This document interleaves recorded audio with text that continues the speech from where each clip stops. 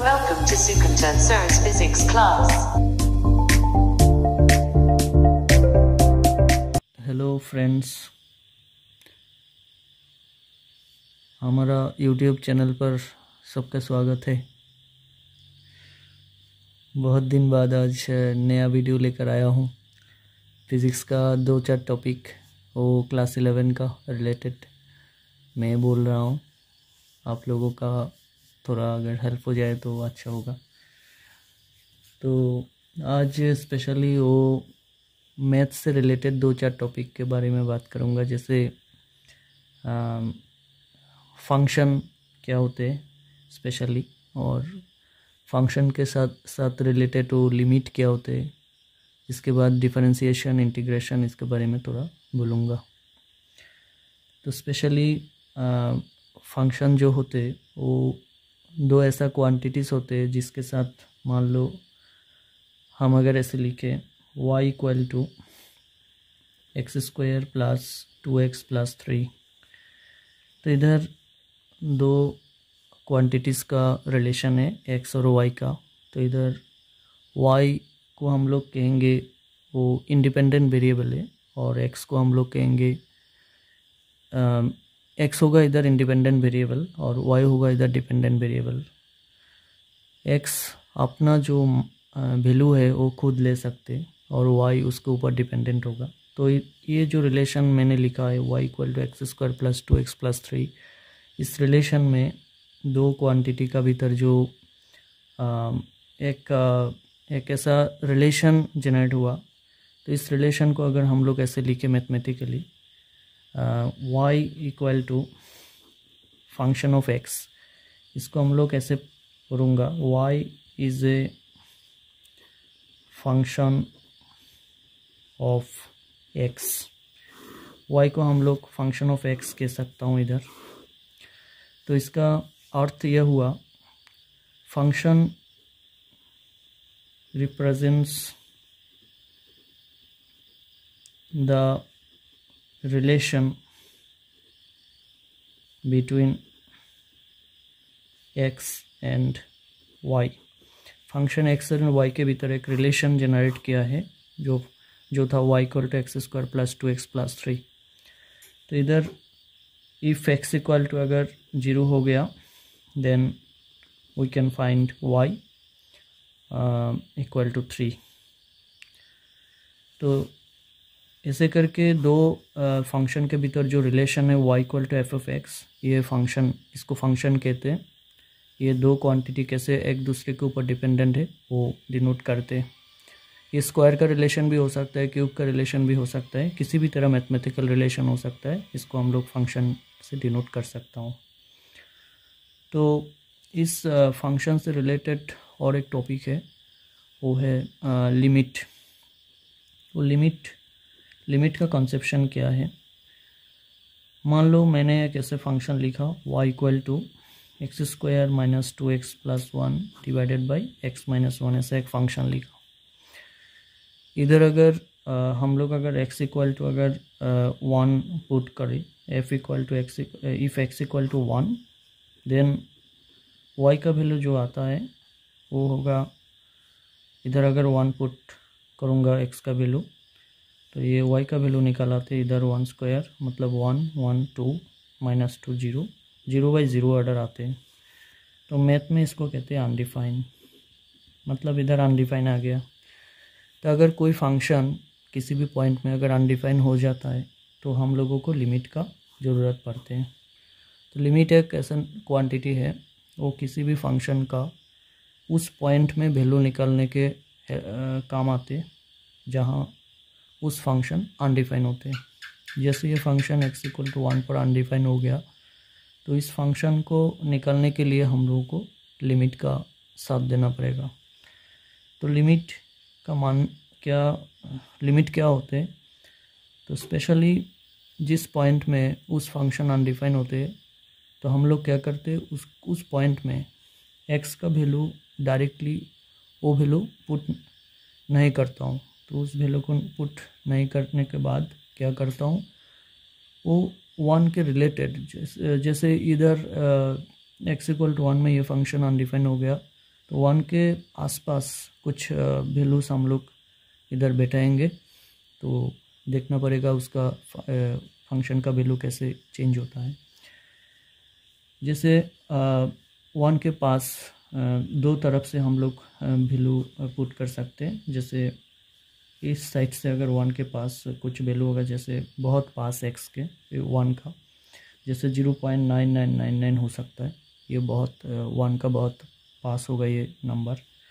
फिर इस साइड से अगर 1 के पास जाओ तो 0.00001 ऐसे न्यूमेरिकल वैल्यू ले सकता हूँ जो बहुत 1 के पास है बट ये 1 नहीं है। तो इस वैल्यू लेने का उद्देश्य ये होगा, इधर x का वैल्यू डायरेक्टली 1 पुट नहीं करूँगा। तो ऐसे अगर धीरे धीरे 1 के पास जाना पड़ेगा, मतलब ये वैल्यू ग्रेजुअली 1 के पास जा रहा है बट 1 नहीं होगा। तो ऐसे वैल्यू अगर इधर पुट करूँगा तो इसका एक वैल्यू निकल के आ सकता है। तो इसको हम लोग लिमिट के लिमिट कहना है इसको। तो इसको लिखने का दो तरीका है, एक LIM x टेंड्स टू 1, इसको हम लोग ऐसे पढ़ते हैं, लिमिट x टेंड्स टू 1, ऐसे पढ़ना है इसको। तो इधर हम लोग अगर लिमिट x टेंड्स टू 1 को बैठाएंगे तो इस फंक्शन ऐसे आ जाएगा x² - 2x + 1 divided by x - 1 equal to limit x tends to 1, ये हो जाएगा x - 1 whole square divided by x - 1, एक वैल्यू कट गया तो हो जाएगा limit x tends to 1 x - 1। इस बार देखो इधर जो प्रॉब्लम था जो अनडिफाइन का, एक्चुअली मैथमेटिक्स में अनडिफाइन का कोई ऐसा कोई टर्म नहीं हो सकता है, क्योंकि ये जो अनडिफाइन इसका भी कोई ना कोई वैल्यू होता है। तो इस वैल्यू को निकालने के लिए लिमिट काम करता है। तो इधर जो अनडिफाइन का जो प्रॉब्लम था वो चला गया, तो इसीलिए हम लोग इधर x का वैल्यू 1 पुट कर सकते। तो इधर अगर x का वैल्यू 1 बैठा देना तो 0 आ जाएगा इसका वैल्यू। तो इसी तरह जो अनडिफाइन का जो प्रॉब्लम था वो ये इधर चेंज हो गया। तो इतना सब कुछ मैंने जो बताया इधर, ये फिज़िक्स के साथ एक रिलेशन है, इसीलिए मैंने बोला हम लोग जब इंस्टेंटेनियस वेलोसिटी या इंस्टेंटेनियस एक्सीलरेशन के बाद जब करता हूँ तो उधर ये लिमिट का काम आते हैं कभी कभी। मान लो एक कार A पॉइंट से B पॉइंट तक जा रहा है, तो पूरा रास्ते को हम लोग अगर उसका डिस्टेंस को अगर x ले लेता हूँ तो उस डिस्टेंस को मान लो t टाइम से कवर कर लिया।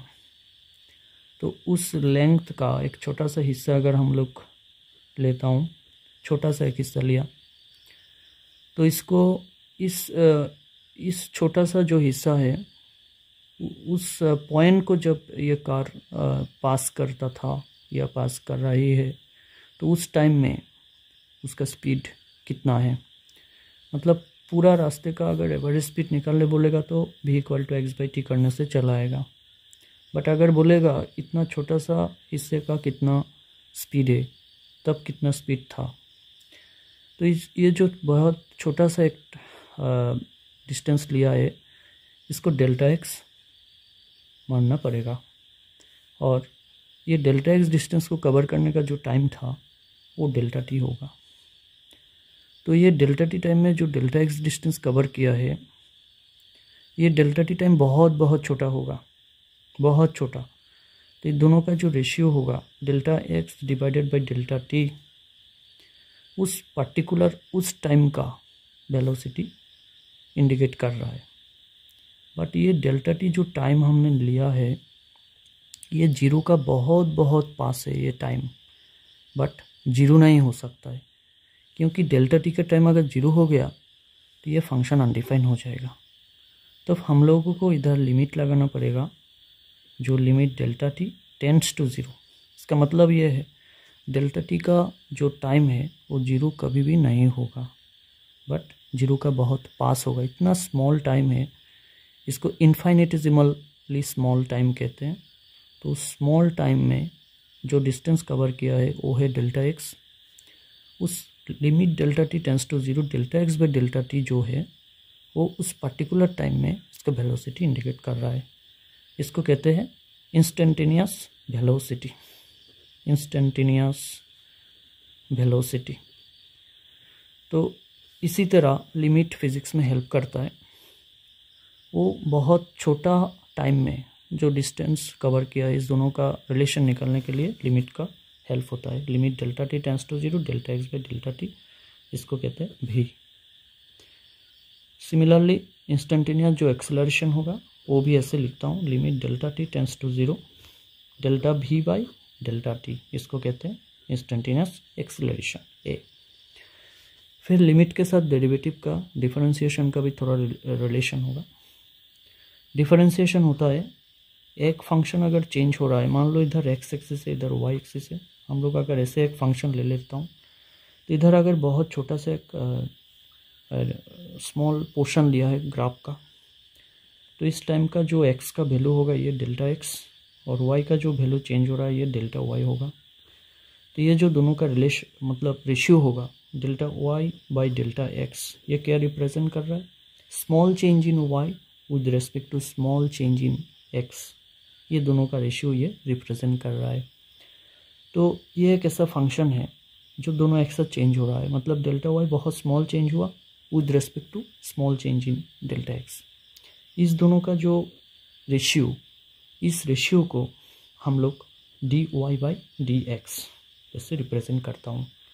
तो मतलब d y by d x जो एक नया क्वांटिटी है वो एक्चुअली रिप्रेजेंट कर रहा है small change in y with respect to small change in x, और ये इस ग्राफ का स्लोप भी रिप्रेजेंट कर रहा है। एक्चुअली हम लोग जो डिफरेंशिएशन की बात करता हूँ, डिफरेंशिएशन एक्चुअली किसी भी ग्राफ का स्लोप रिप्रेजेंट करता है। ये एक्चुअली स्लोप, और स्लोप को हम लोग tan थीटा से भी लिखता हूँ। Actually differentiation d y by d x एक स्लोप को रिप्रेजेंट करता है। तो इसी तरह ये जो इधर जो मैंने लिखा है भी का जो वैल्यू लिखा है, भी equal to limit delta T tends to 0 delta x by delta T, इसको हम लोग D x by D T भी लिख सकता हूँ with respect to differentiation. Similarly A को limit delta T tends to 0 delta भी by delta T equal to हम लोग इसको D B by D T भी लिखते हैं। इसी तरह मैथमेटिक्स के साथ फिज़िक्स का थोड़ा रिलेशन इधर हो गया। वो फंक्शन, पहले फंक्शन के साथ लिमिट, और लिमिट कैसे हेल्प करता है इंस्टेंटेनियस वेलोसिटी और इंस्टेंटेनियस एक्सेलरेशन निकलने के टाइम में, ये मैंने बताया। और इसके साथ हमारा दो नया रिलेशन आ गया फिज़िक्स का। एक आ गया v equal to D x by D t, इसको डी एक्स डी टी कहते हैं, और a इक्वल टू आ गया डी वी डी टी। तो इसी तरह वेलोसिटी और एक्सेलरेशन का दो नया रिलेशन तुम लोगों को मिल गया, v equal to D x D T और a equal to D V D T. ये दोनों रिलेशन आगे जाकर बहुत काम आएगा, और इससे रिलेटेड बहुत सारे न्यूमेरिकल बहुत कॉम्पिटिटिव एग्जाम में पूछते हैं। तो आज इतना ही इस वीडियो, धन्यवाद।